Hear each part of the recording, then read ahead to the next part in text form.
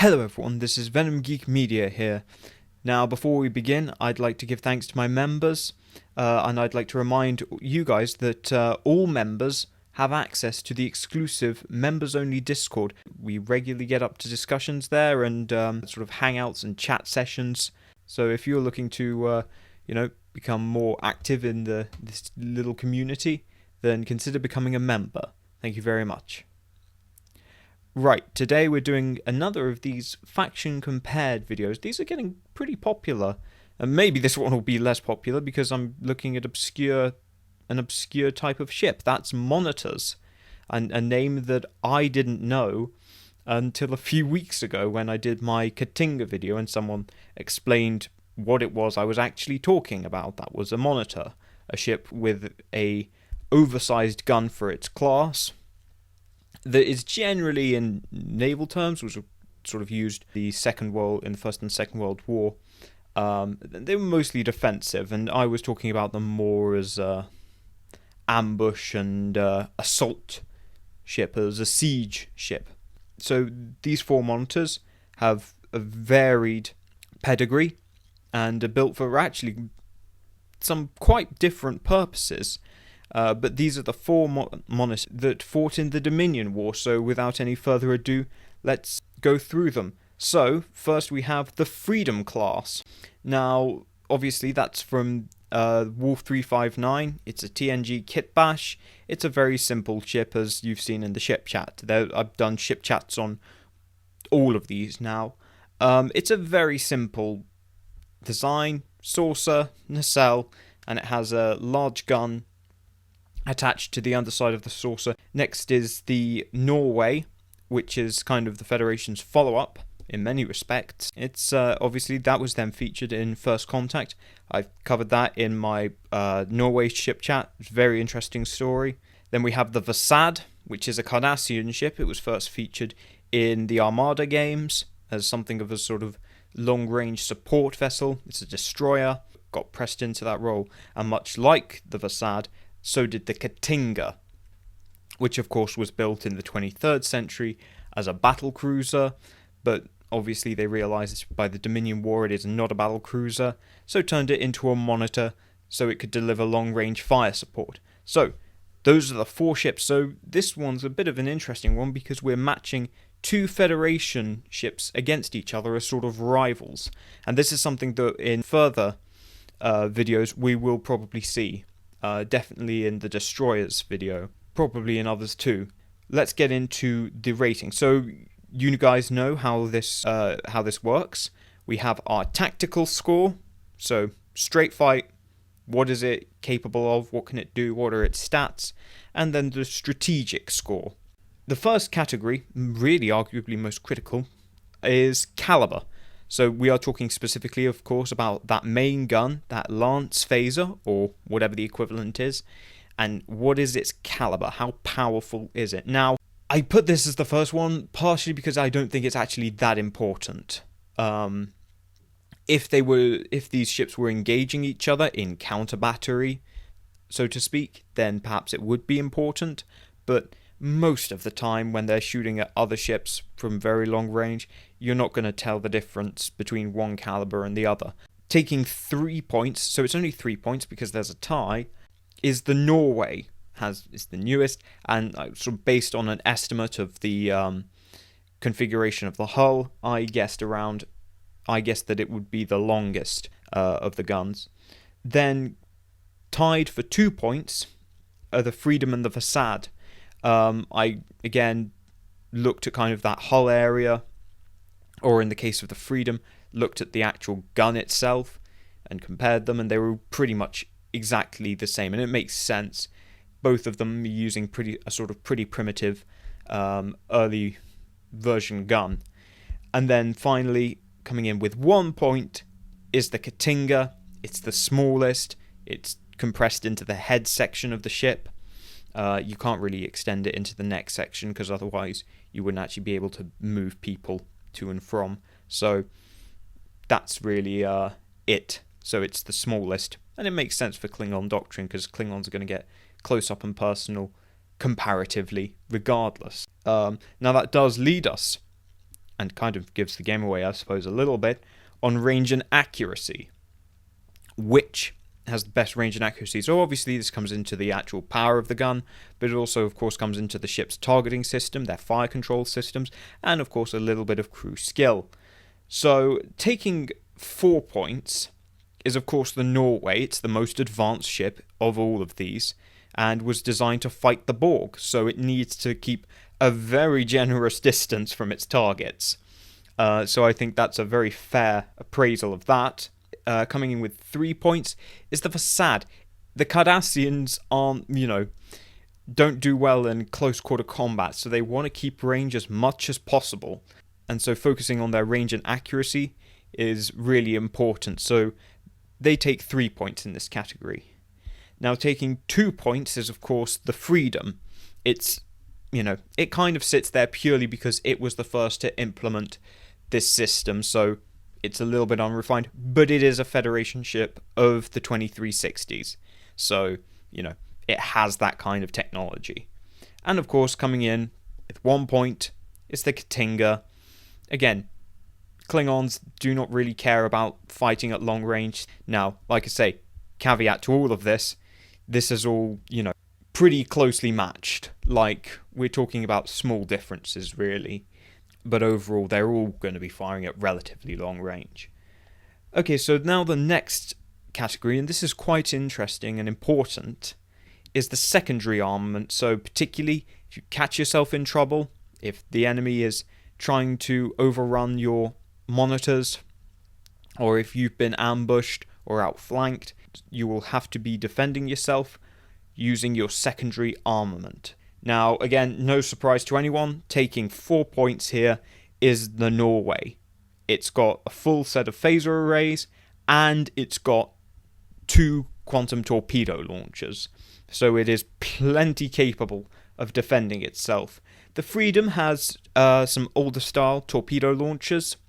It's got some phaser arrays. Again, these are TNG era phaser arrays. They're pretty strong, so 3 points. Then taking 2 points here is the Katinga. Yes, they've got about 8 disruptors. They've lost the prow torpedo launcher. They only have the rear torpedo launcher. And these are 23rd century disruptors.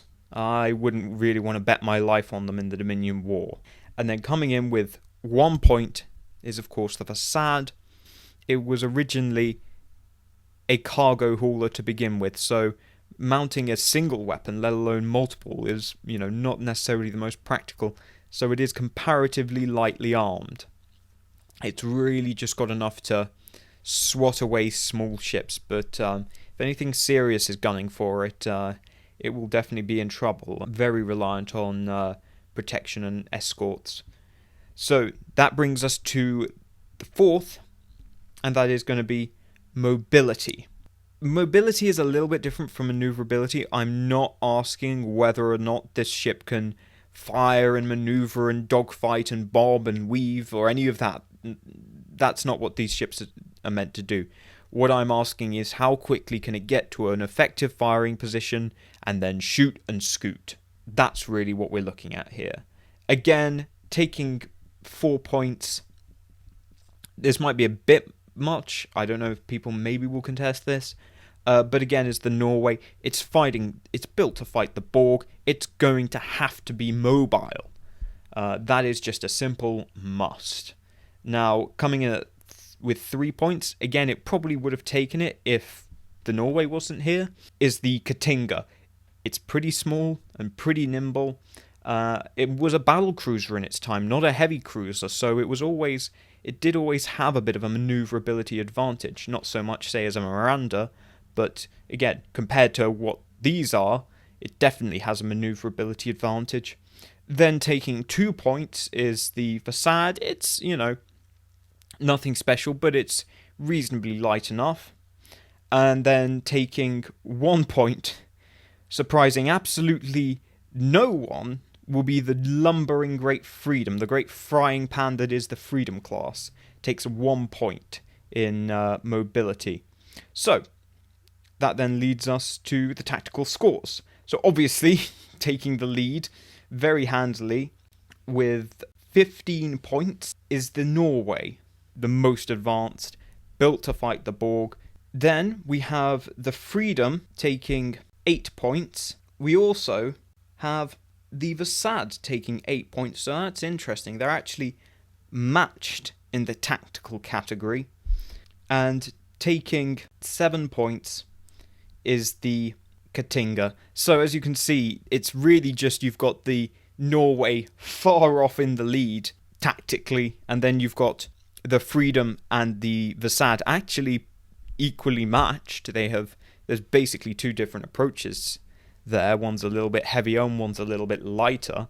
And then you've got the Katinga that I suppose really goes down the lightness. Norway does have, is head and shoulders above and has a lot of advantages. Now, people are going to ask in the comments why I didn't bring up like toughness or resilience or defense, why I didn't bring up defenses. And the reason, these ships should never be in a position where they have to rely on their toughness. All of these are glass cannons. All of these are pretty lightly built by the standards of the Dominion War. They're meant to be fighting at long range. If something is able to engage them, someone has messed up badly because they've not used their mobility properly. So that's kind of why I place so much emphasis on the mobility, because that is their primary defense. And if that's failed, then it doesn't really matter what any of these ships have in their toughness. So that's why I didn't include defenses in the tactical category. In any case, we'll now move on to the strategic category. So, the first score we're going to be looking at is ambush. Now, this is very important in a campaign, is the ability for these ships to ambush both defensively, jump out and attack an enemy patrol, and offensively go out and find ships, find supply convoys, and take them out behind enemy lines or, close to the front, interdict the enemy's movements. It should be no surprise that taking 4 points here is the Katinga. It's the only one with a cloaking device, and that gives it so many options, both offensively and defensively. It can really pick its targets however it wishes. Now, coming in with 3 points, and those of you who watched the ship chat on it, and I know a lot of you probably haven't, is the Vasad, because it resembles, and this is mostly because of its defensive advantages, it looks like any old Cardassian cargo hauler, so it's impossible to tell if it is just another cargo hauler or if it's a Vasad with a very big gun. And, that gives it a lot of defensive value. Offensive, going out and finding enemy patrols, it probably isn't so good, and that would probably actually fall to other Cardassian ships, but it just in that defensive role, hiding in a nebula or behind a moon, it does have the systems to help do that, and that makes it very capable on the defensive aspects of an ambush.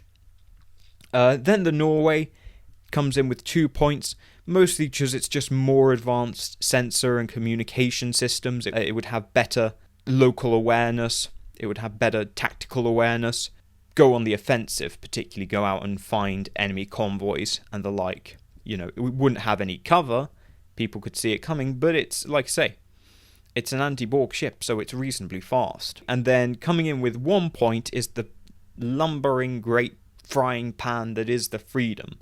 This thing sticks out like a sore thumb. It is not ambushing anyone. So, let's move on to a slightly different category, and perhaps they'll fare a little bit better. Let's look at siege. Now, in terms of sieging, we're talking particularly about besieging a starbase as a target, or some kind of fortification. Something where you do need to call in the big guns.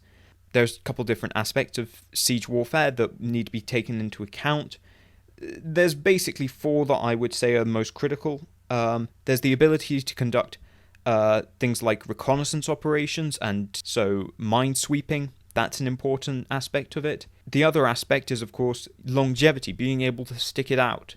And then the other aspect is shuttles, and also the ability to carry marines to be able to capitalize on making a breakthrough in the enemy defenses. The damage potential. How many, in doing a sort of a typical alpha strike, who has the greatest damage potential?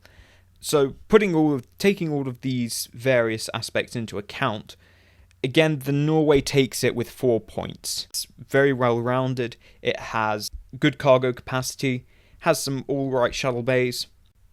It has a lot of damage potential. Quantum torpedoes, man. Then taking 3, kind of for similar reasons, particularly pertaining to its size. It's based on the Galaxy class, is the Freedom. It's got the huge shuttle bay in its saucer section, and, I wouldn't mind sticking out a siege on one of those. You could definitely do worse. It doesn't have so much in the way of damage potential, but, doesn't need it. It has the cargo, it has the shuttles, and it has Federation sensors. Coming in with 2 points. Now, it would perhaps get 3. I was considering giving it 3. The only reason I'd give it 3 is because of the cloaking device, that ability to hang around without being seen, the Katinga. But it's just so lacking, largely because of its small size in so many other areas, that I can't justify it. It's a great reconnaissance and minesweeping vessel because it can move unseen, but it's very small for the 24th century, so it can't really hang around long. And then coming in with 1, again, largely because it wasn't ever built for that, it was built for defensive purposes, is the Vasad. It simply wasn't built to go and attack fortifications. It was a defensive vessel. Now, we get into perhaps some of the most important categories here. So the first is, how prolific is the ship? How many were there? And, how frequently would we see them? So it should be no surprise that taking the most, with 4 points, is the Katinga. The Klingons positively have so many left over from the 23rd century that were never destroyed in a glorious battle. And, retrofitted all of them. That's how Klingon technology worked. They just kept them in some kind of, storage yard and then reactivated them for the Dominion War. And they had a lot of them. Then taking 3 points is the Vasad. This cargo hauler was a ubiquitous platform. And so it was very easy to modify into a fighting ship, into a monitor. And, with the Dominion War, the Cardassians need every ship they can possibly get. And particularly in the later phases of the war, when the Cardassians are more on the defensive, it comes in very handy. And because it's very simple compared to a lot of other ships, they'll keep cranking them out because they can, and they are very effective for what is relatively quite a cheap cost. Then, taking 2 points, is the Freedom.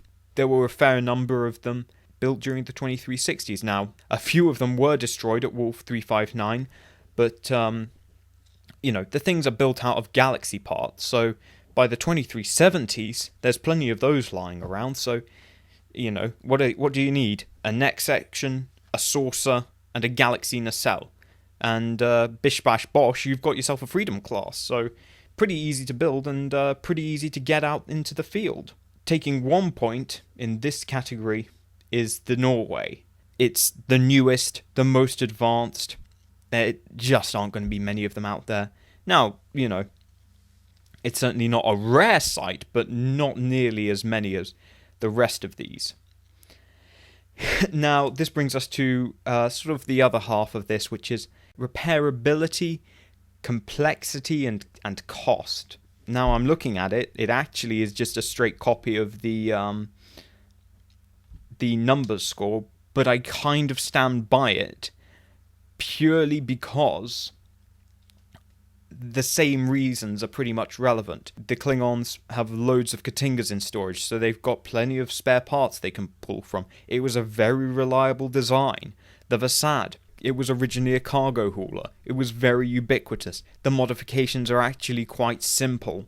I would probably say that because it wasn't built as a combat ship and wasn't built to house a large gun, it might take a hit in reliability. You know, it might burn out its gun or something like that.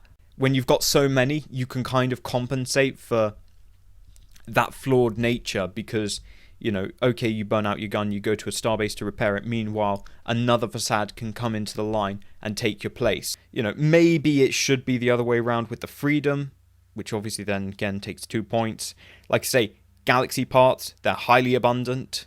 But galaxy parts are still expensive, and they are still complex bits of machinery. Now, not as complex as a Norway, which is this whole novel and new piece of technology.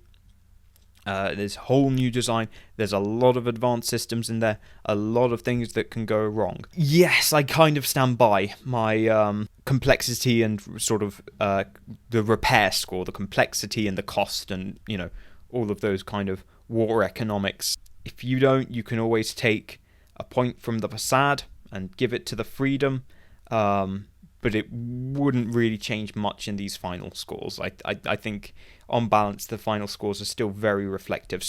But before we get to the final scores, let's look at what you guys voted. This poll had about 887 votes, so not as many as the others. Again, I kind of expected that because these are a little bit more obscure. Taking 54% of the vote was the Norway class. Then coming in with 36% of the vote was the Katinga. Now, here is where I've got a little bit of a gripe. With 7% of the vote is the Freedom class, but only 3% for the Vasad.